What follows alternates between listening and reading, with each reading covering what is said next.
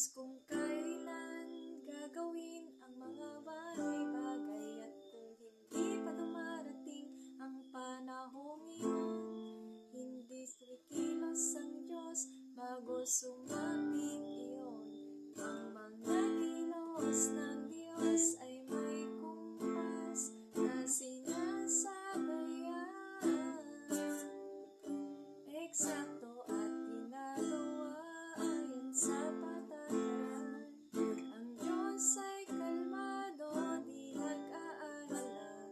Di mo ba alam na Siya ang makapangyarihan?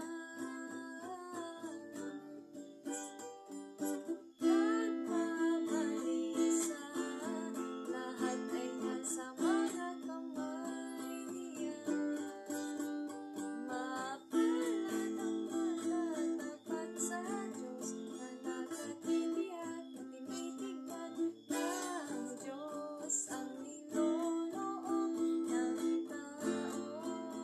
At dumarami ang mga pagpapala, matatambasa magpakailanman ang mabubuting pagpapala sa kanyang kaharian.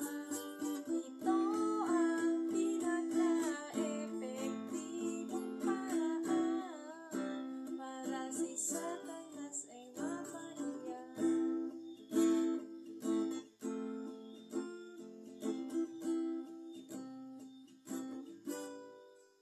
Matagal nang